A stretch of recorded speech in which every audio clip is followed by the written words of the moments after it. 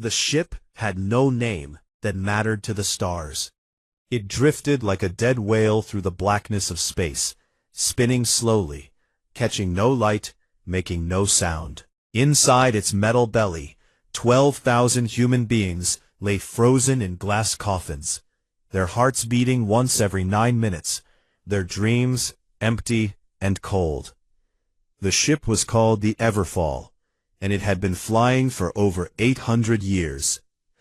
Nobody was supposed to sleep that long. The Everfall had left Earth during the last golden age of mankind.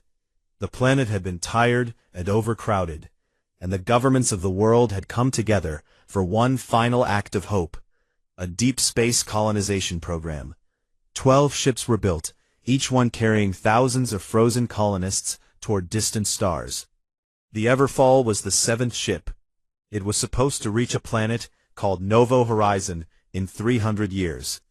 But something went wrong with the navigation system.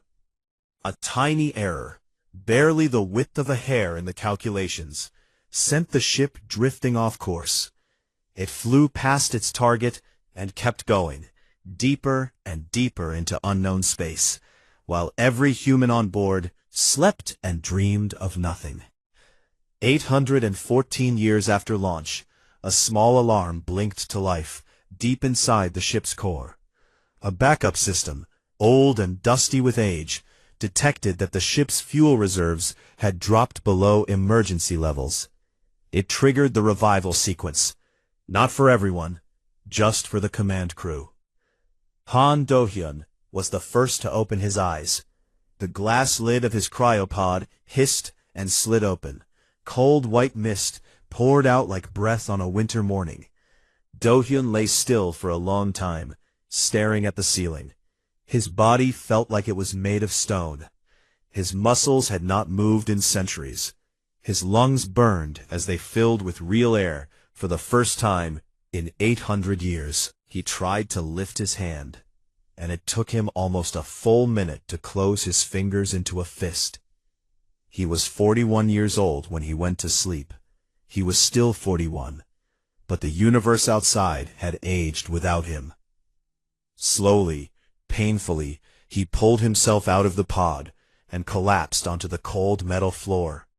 He lay there, breathing, shaking, forcing his blood to remember how to move. Then he crawled to the command console and activated the rest of the command crew revival. 4 more pods opened. Yoon-jia woke up angry. That was normal for her. She had been the ship's chief combat engineer before the sleep, and she had argued loudly against the mission, calling the navigation systems unreliable. She had been right, and she was not the kind of woman who would let anyone forget it. She sat up in her pod, looked around the dark and dusty ship, and said one word that echoed through the empty hall. He was a former Special Forces soldier, a man built like a weapon, with calm eyes and hands that never shook. He checked his body the way a pilot checks an engine, joint by joint, muscle by muscle. He was operational. That was enough. Park Yuna woke up quietly. She was the youngest of the command crew, a systems specialist and communications officer with a mind that worked like a computer. She said nothing. She simply stood, walked to the nearest terminal, and began pulling data. Baek Sunho woke up last. He was the oldest, a historian and cultural advisor who had been included on the mission because the planners believed that a new colony would need someone who remembered where humanity came from. He sat on the edge of his pod, rubbed his face with thin hands, and waited for someone to tell him how bad things were. Things were very bad. Yuna's fingers moved fast across the console. Her face, still pale from the long freeze, grew even paler. She ran the scan 3 times before she spoke. "Captain," she said, her voice flat and careful. "We overshot Novo Horizon by approximately 500 light-years. Earth's last known communication signal is gone. I cannot find any human signals anywhere in range." Do-hyun leaned against the wall. "What can you find?" Yuna paused. "Everything else." The scanners showed a galaxy that was alive. Thousands of active signals filled the space around them. Communications, navigation beacons, energy signatures from engines and stations, and cities built on moons. The galaxy had grown up while humanity slept. Civilizations had risen, built empires, fought wars, and spread across the stars. But something was wrong with the signals. Gia noticed it first. "Why are half of these on emergency frequencies?" she asked, leaning over Yuna's shoulder. Yuna filtered the data. Signal after signal told the same story. Distress calls, surrender codes.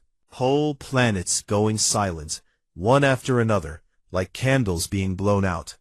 And underneath everything, one signal repeated across every frequency, in every language, on every channel. A single identifier that the translation system slowly decoded into 2 words: Venari Dominion. Baek Sunho sat in the corner and listened to the oldest signals Yuna could find. He was quiet for a long time. Then he looked up at Dohun with old, heavy eyes. "About 400 years ago," he said slowly, "a species called the Venari began conquering everything. Every species, every world, every system. They didn't negotiate, they didn't trade, they consumed. The signals tell the story clearly. One by one, civilizations either surrendered or were destroyed. The galaxy has been living under their rule ever since." The room went silent. 12,000 humans floated in a dead ship in the middle of a conquered galaxy, and nobody even knew they existed. He looked at each of his crew, Gia with her sharp, furious eyes, Taeho with his soldier's stillness, Yuna with her data and her quiet fear, Sunho with his heavy knowledge. "No broadcasts," Dohyun said. "No signals, no scans, nothing that can be traced. We go dark, we watch, we learn. Nobody out there knows we exist, and for now, that is the only advantage we have." They all agreed. The Everfall went silent. 3 days later, Park Yuna detected a small object drifting toward them, a tiny shuttle barely holding together, leaking air and energy. Its single occupant was alive, but only barely. It was not human. It was something none of them had ever seen before. A thin, bird-like creature with broken wings and desperate eyes. It was the first alien humanity had ever met. They brought the alien aboard carefully. Kang Taeho carried her through the airlock like she weighed nothing, which was nearly true. She was small and impossibly light, with hollow bones beneath skin that shimmered like wet feathers. Her arms ended in long, delicate fingers, and 2 folded wings hung from her back, torn and crusted with dried blood. Her eyes were large and golden, and they were filled with a kind of terror that went deeper than pain. The medical team, still shaking off centuries of cryosleep, worked fast. They sealed her wounds, they gave her oxygen, they pumped warm fluids into her veins, and watched her heartbeat, if that is what it was, stabilize on the monitor. She was alive. Barely, but alive. It took Yuna 6 hours to build a working translation system. She pulled language patterns from every alien signal the ship had captured, cross-referenced them with the few words the creature whispered in her half-sleep, and built a rough but functional bridge between their 2 languages. It was ugly and full of gaps, but it worked. When the alien finally opened her golden eyes and saw the faces looking down at her, she screamed. It was not a scream of pain. It was the scream of a creature that had spent its entire life running from predators and now believed it had been caught by new ones. She threw herself off the medical bed and crawled into the corner, pressing her broken wings against the wall, trembling so hard her feathers rattled like dry leaves. Dohyun crouched down slowly. He held out his hands, palms open, the way a man might approach a frightened animal. He stayed low. He stayed still. He waited. "We are not going to hurt you." The translation system turned his words into a string of soft, clicking sounds. The alien stared at him. Her golden eyes searched his face for something, for cruelty maybe, or for the cold emptiness she had learned to expect from the powerful. She did not find it. Slowly, over the course of an hour, she calmed down. Yuna brought her water. Tejo stood in the doorway, watching, his arms folded, but his face quiet. Jia ran scans of the alien shuttle, pulling apart its systems and studying them with hungry eyes. Sunho sat nearby and simply listened. Her name, as closely as the translation could manage, was real. She was an Orumi, one of an avian species that had once filled an entire star system with libraries, music halls, and floating cities. That was before the Venari came. Real told them everything. She spoke in short, broken sentences, and sometimes the translation failed, and she had to repeat herself 3 or 4 times. But the story came through clearly enough. It was a story of horror. The Venari were an insectoid species, massive, armored, cold. They did not build, they did not create, they took. 400 years ago, they had risen from their home world with an army so vast it darkened the stars, and they had swept across the galaxy like a fire through dry grass. Species that surrendered were enslaved. Species that fought were destroyed. There was no middle ground. There was no mercy. The Orumi had tried to reason with them. They had sent diplomats, scholars, poets. The Venari ate them, literally. Then they burned the Orumi homeworld, shattered their cities, and put the survivors to work in mining camps across a dozen moons. For 400 years, the Orumi had lived as slaves, their culture nearly erased, their population slowly dying. Riel was a messenger from the last free Orumi, a small group of survivors hiding inside a hollowed-out asteroid belt, far from Venari patrol routes. Their leader, an old one called Elder Talise, had sent Riel out into the void to search for anyone at all, who might help them. She has sent many messengers before me, Riel said quietly. None of them came back. Do-hyun looked at his crew. Kang Taeho spoke first. This is a war, he said. His voice was steady, the way it always was when he talked about fighting. And it is the kind of war that needs to be fought. Yoon Jia was not looking at anyone. She was staring at a screen full of data she had pulled from Riel's shuttle. Technical readouts of Venari ships, weapons, and shields. Her eyes were narrow and bright, with something that looked like disbelief. Captain, she said slowly, their technology is old. Everyone looked at her. I mean it, she continued, scrolling through the data. Their weapons are powerful, yes, but they are simple. Brute force energy systems, basic targeting, no adaptive countermeasures, no electronic warfare capability. Their shields are strong, but uniform, same frequency across every ship. Their engines are efficient, but unchanged in 4 centuries. She looked up. They conquered this galaxy with numbers and violence, not with intelligence, not with innovation. They found something that worked and never bothered to improve it. She pulled up another screen. The Everfall's own weapons manifest. Railgun arrays, adaptive drone swarms, kinetic bombardment systems, electronic countermeasures, signal jamming, tactical AI support. All of it designed by a species that had spent 10,000 years fighting itself, refining the art of killing into something almost beautiful. We are 800 years old, Jia said, and we are still ahead of them. The room was quiet. Do-hyun asked Riel to take them to Elder Talise. She agreed, trembling with something that might have been hope. The Orumi hideout was carved into the belly of a dead asteroid, hidden inside a field of spinning rocks and dust. It was small and dark and cold, and the few hundred Orumi who lived there moved like ghosts, thin, silent, afraid. They flinched when the humans walked among them.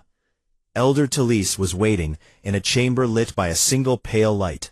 She was ancient, her feathers faded to gray, her wings folded tight against a body bent by centuries of grief. She looked at Do-hyun and his crew with eyes that had seen too much loss to trust anything easily. "Many species have promised to fight the Venari," she said. Her voice was thin but steady. "All of them are gone now. What makes you different?" It was Bae Sun-ho who answered. He stepped forward, this old man with soft eyes and thin hands, and he spoke with a quietness that somehow filled the whole room. "Because we spent our entire history learning how to destroy things stronger than us. It is the one thing we have always been good at." Talis stared at him for a long time. Then she looked at Do-hyun. "How many are you?" 12,000, Do-hyun said, still sleeping. 12,000 against an empire of billions, Talis whispered. "You are insane." Do-hyun almost smiled. "Yes," he said, "we usually are."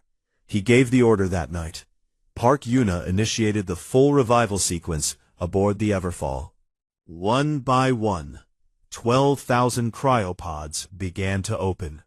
12,000 hearts began to beat at full speed. 12,000 pairs of human eyes opened in the dark. Humanity was waking up, and it was angry. The Everfall had never been loud. For 800 years, it had floated through space in perfect silence, carrying its frozen cargo like a coffin drifting on a dark ocean. But now it roared. 12,000 people were awake, and every single one of them had questions. Han Do-hyun stood on the command platform above the main revival hall and watched as row after row of cryopods opened. Men and women stumbled out, shaking and confused, their muscles screaming, their lungs burning with fresh air. Medical teams moved between them, handing out water, blankets, and nutrient packs. Children, there had been children on this mission, were carried to heated rooms by soldiers who cradled them as gently as if they were made of glass. The questions came fast. Where are we? How long have we been asleep? Did we reach Novo Horizon? Where is Earth? Do-hyun answered them all at once. He stood before all 12,000 of them in the cargo bay, the largest open space on the ship, and he told them the truth. He did not soften it. He did not dress it up with hope or pretty words. He told them that they had overshot their destination by 500 light-years. He told them that Earth's signals were gone and that they had no way to go back. He told them that the galaxy they had woken up in was controlled by a brutal alien empire called the Venari, and that billions of living beings across hundreds of worlds were suffering under their rule. And then he told them about the Orumi, about Real with her broken wings, about Elder Talis and her handful of survivors hiding in a dead rock, about the distress signals that filled every frequency, the cries for help that no one had answered in 400 years. The cargo bay was silent when he finished. 12,000 people stood still, their breath hanging in the cold air. Some of them wept. Some of them stared at nothing. Some of them clenched their fists so hard their knuckles turned white. Nobody panicked. Nobody screamed. Nobody ran. A woman near the front, a sergeant from the ship's military division, spoke up. Her voice was rough and raw from centuries of disuse, but her words were clear. "What do you need us to do, Captain?" Do-hyun looked at her. Then he looked at all of them. "Everything," he said. And they did everything. Yoon Jia took command of the engineering corps, over 3,000 specialists, mechanics, fabricators, and weapons technicians, and she turned the Everfall into a factory. The ship's onboard fabrication systems, designed to build colony infrastructure on a new world, were repurposed for war. Mining drones were launched at nearby asteroids, and within days, raw metals and minerals were flowing back to the ship in a constant stream. Jia worked without sleep. She redesigned weapons systems, optimized power grids, and built things that the original mission planners had never imagined. Fighter-class shuttles were assembled from colony transport frames. Railgun turrets were mounted on cargo pods. Drone swarms, small, fast, and deadly, were manufactured by the hundreds and stored in launch bays that had been meant for farming equipment. But her greatest achievement was something quieter. She took the Venari FTL drive that Real's shuttle carried, disassembled it piece by piece, studied every component, and then rebuilt it better. She integrated the alien faster-than-light technology into human systems in 19 days. 19 days. It had taken the Venari over 200 years to develop the same technology. Gia did it in less than 3 weeks with spare parts and stolen data. When she showed the working prototype to the Arumi engineers who had come aboard to help, they stood in stunned silence. One of them turned to another and said something that the translation system rendered as, "They learn the way fire learns, by consuming everything they touch." Kang Taeho took the soldiers. There were just over 4,000 military personnel on the Everfall, ranging from infantry grunts to special operations veterans. Taeho organized them into strike battalions, each one designed for a specific type of combat: shipboarding, ground assault, electronic warfare, sabotage, and psychological operations. He trained them hard. The corridors of the Everfall became training grounds. Empty cargo bays became shooting ranges.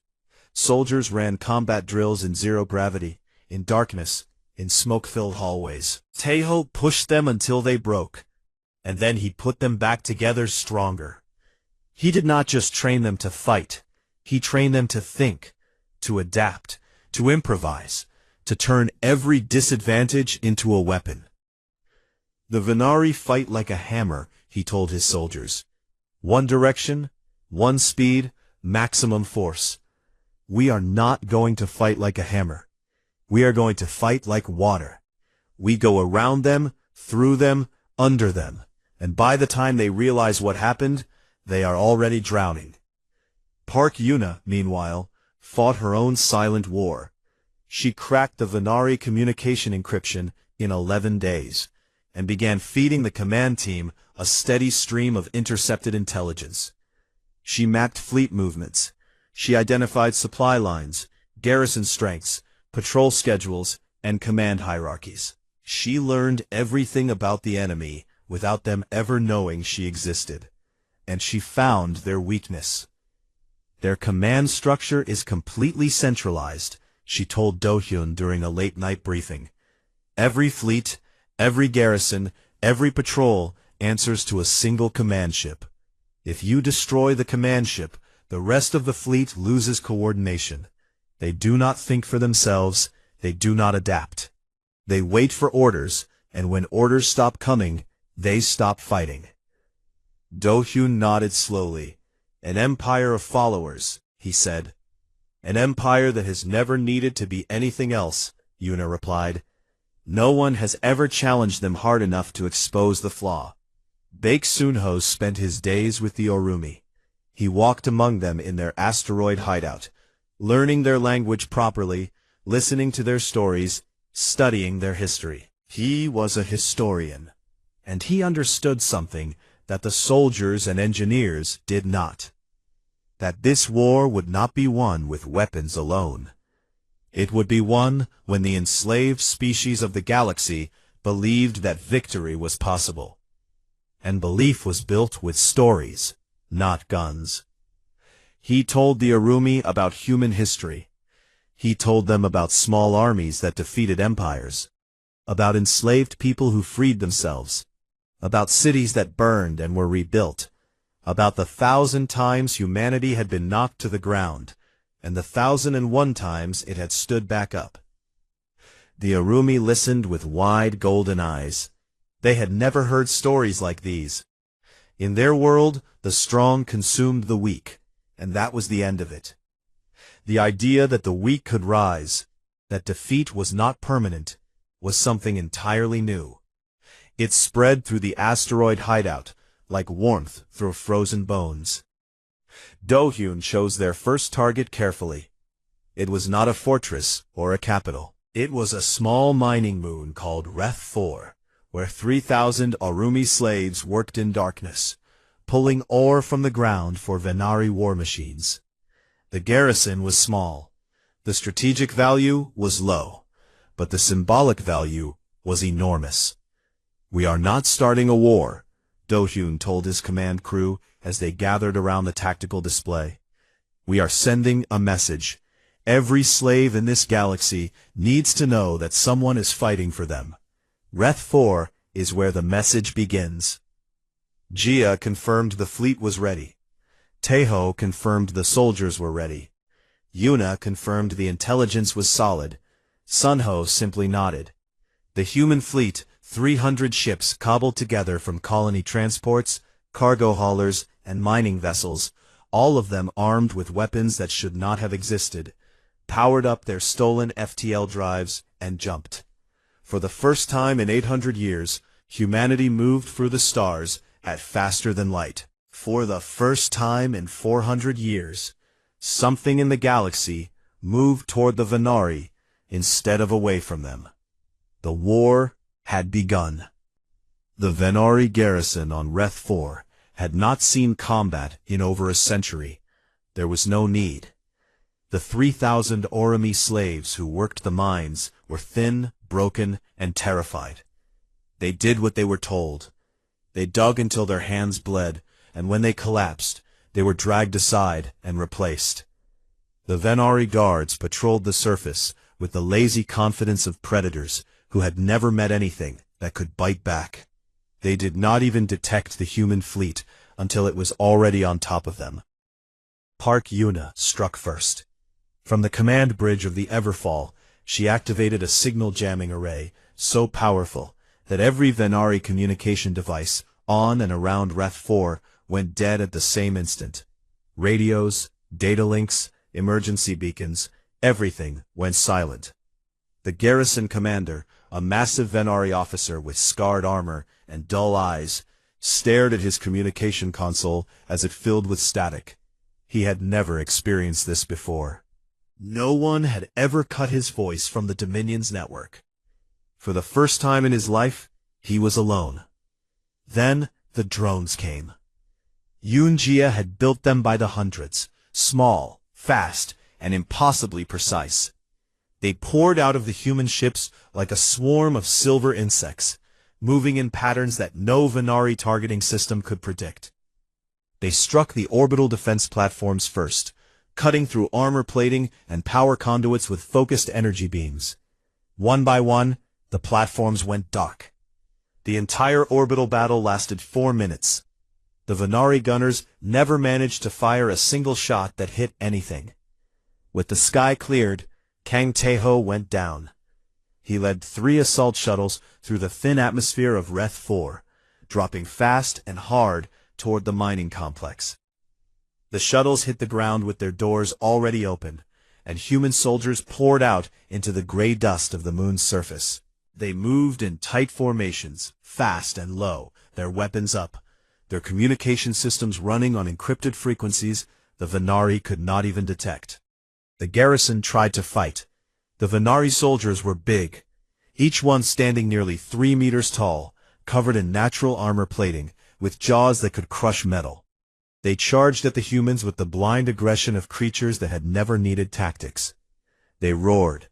They swung massive limbs. They fired heavy energy weapons that turned rock into glass. It did not matter. Taeho's soldiers did not stand and trade blows with monsters. They moved like ghosts. They flanked. They used cover. They targeted joints and sensor organs with precise fire.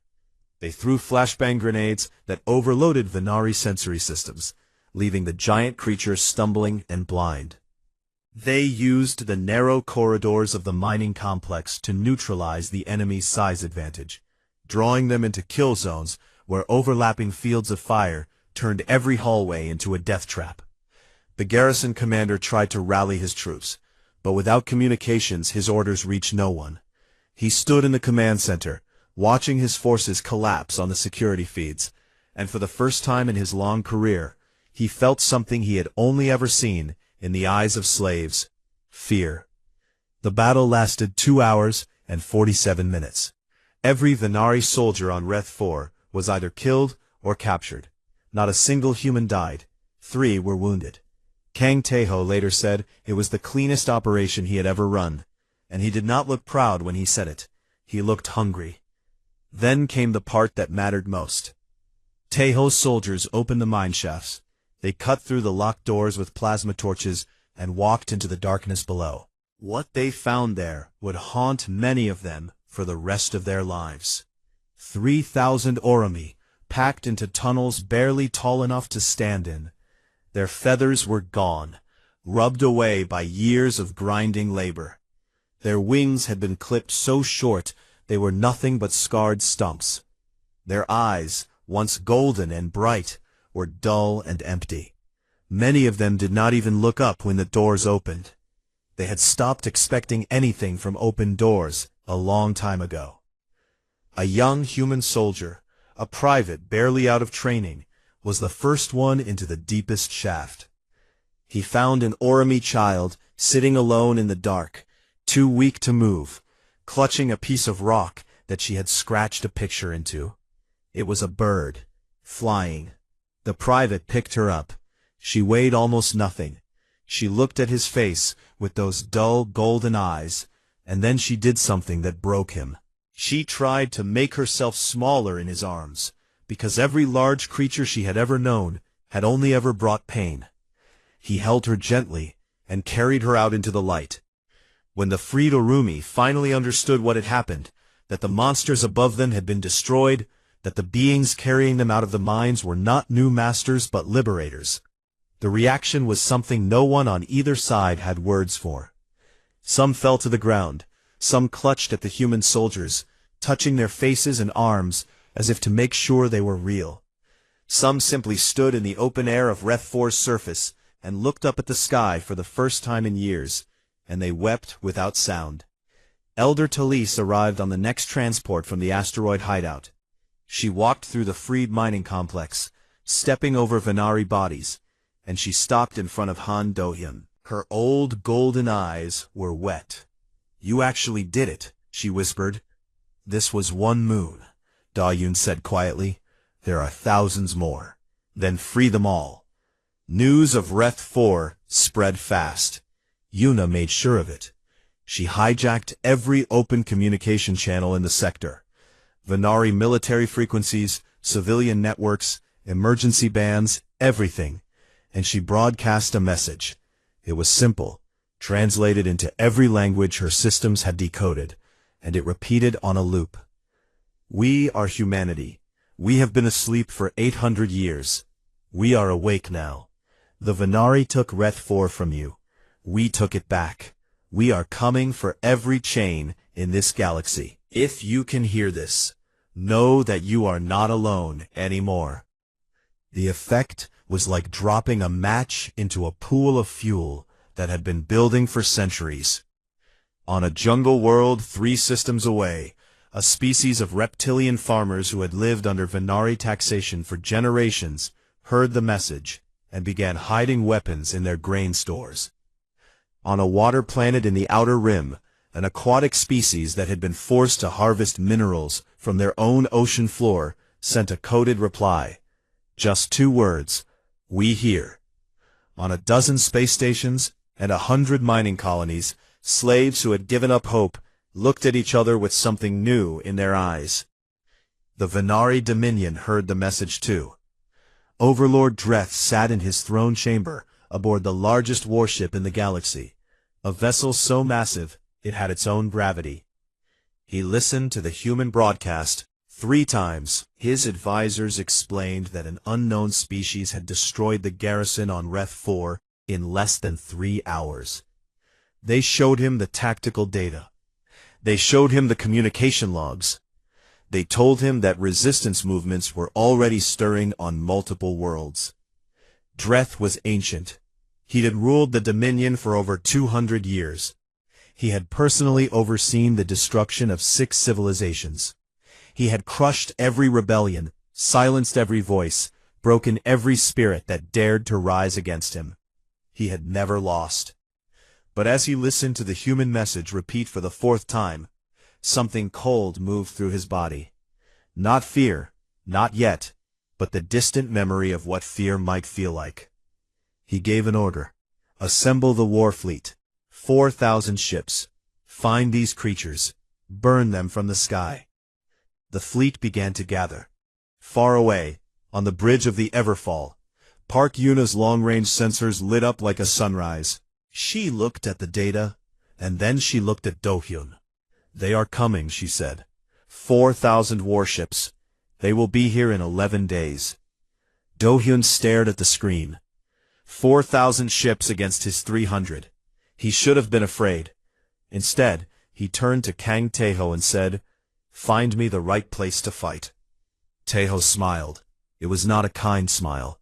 "I already have." The place Kang Tae-ho chose was called the Hollow Reach, a vast stretch of empty space between two dead star systems, where nothing lived, nothing grew, and nothing mattered. It was the kind of place that mapmakers left blank, the kind of place where things disappeared. That was exactly why Tae-ho chose it. For 11 days, the humans worked. They did not sleep much. They did not need to be told what was at stake. Every man and woman on the Everfall understood that what happened in the Hollow Reach would decide whether humanity lived or died in this galaxy, and whether billions of enslaved beings would ever see freedom. Yoon Jia filled the Hollow Reach with nightmares. She seeded the empty space with thousands of stealth mines, each one invisible to Venari sensors, each one packed with enough explosive force to crack a warship in half. Between the mines, she hid drone carriers, dark, silent pods that floated like dead rocks, each one carrying 100 attack drones waiting to wake up. She placed signal jammers in a wide ring around the entire battlefield, each one tuned to the exact frequency of Venari communications. And at the center of it all, she placed the bait, the human fleet. 300 ships, arranged in a formation that looked desperate and exposed. "They need to think we are trapped," Do-hyun said during the final briefing. "They need to believe this will be easy. The Venari have never fought anything that surprised them. We are going to surprise them so badly, they forget how to think." Park Yuna intercepted the Venari fleet's communications as they approached. Overlord Dreth commanded from his throne ship at the rear of the armada, a vessel the size of a small city, bristling with weapons, surrounded by a personal guard of 200 heavy warships. He had not come to fight a battle. He had come to perform an execution. His orders to the fleet were simple: advance, surround, destroy. No survivors. The Venari armada dropped out of FTL on the edge of the Hollow Reach. 4,000 warships, arranged in a massive wall of metal and firepower, their hulls dark and heavy against the stars. They outnumbered the human fleet more than 13 to 1. Their combined firepower could have burned the surface off a planet. Dreth looked at the tiny human formation on his display and felt something close to disappointment. This was what had destroyed his garrison on Reth 4? This handful of shits? He gave the order to advance. The Venari fleet moved forward in a single massive formation, tight, disciplined, and exactly as predictable as Do-hyun had expected. They flew straight into the Hollow Reach, like a fist punching into darkness. He stood on the bridge of the Everfall, his hands behind his back, his face calm. Beside him, Yuna counted down the distance. Jia's hand rested on the activation console. Tae-ho stood in the boarding shuttle bay 3 decks below, his soldiers locked and ready. Sunho sat in the communications room, prepared to send a message that the galaxy would never forget. The Venari fleet crossed the threshold. "Now," Do-hyun said. Everything happened at once. Yuna activated the signal jammers. In a single instant, every Venari ship in the Hollow Reach lost contact with every other Venari ship. 4,000 warships went deaf and blind at the same moment. Commanders screamed orders into dead channels. Navigation systems spun wildly as false signals flooded their instruments. The tight, disciplined formation began to break apart as ships lost coordination and drifted into each other's paths. Then the mines woke up. The first wave of explosions tore through the center of the Venari formation like lightning through a forest. Ships that had been flying in perfect rows suddenly vanished in balls of white fire. The shockwaves pushed other ships off course, spinning them into the paths of more mines. Chain reactions rippled through the fleet. In the first 90 seconds, over 300 Venari warships were destroyed or crippled, without a single human ship firing a shot. Then the drones came. Gia's hidden carriers opened like flowers blooming in the dark. Tens of thousands of attack drones poured into the battlefield, each one small, fast, and guided by targeting systems that the Venari could not jam because they had never encountered anything like them. The drones did not aim for hulls. They aimed for engines, weapon systems, and sensor arrays. They blinded the Venari ships, crippled their guns, and cut their ability to move. Ships that could have fought back became floating metal coffins, drifting helplessly in the dark. Now the human fleet attacked. Dohyun's 300 ships surged forward in formations that changed every 30 seconds, splitting, merging, flanking, retreating, and striking again from new angles. The Venari had never seen anything move like this. Their combat doctrine was built on overwhelming force applied in a straight line. They did not know how to fight an enemy that refused to stand still. The Everfall's railguns fired. Each shot was a simple thing, a rod of tungsten, 1 meter long, accelerated to a fraction of the speed of light. The rods hit Venari warships with the force of small nuclear explosions, punching clean through from bow to stern. Capital ships that had conquered entire worlds broke apart like toys. Kinetic kill vehicles, larger tungsten projectiles launched from concealed positions, struck the heaviest Venari cruisers. One of them hit a dreadnought-class vessel directly in its reactor core. The explosion was so bright that human pilots 300 kilometers away had to shield their eyes. And through it all, Kang Taeho fought his own war. His boarding teams, 500 of the most dangerous human beings ever trained, launched from the shuttle bays in fast assault craft, and latched onto Venari command ships like parasites. They cut through hulls with breaching charges, poured inside, and began dismantling the ships from within. The Venari soldiers inside were terrifying up close.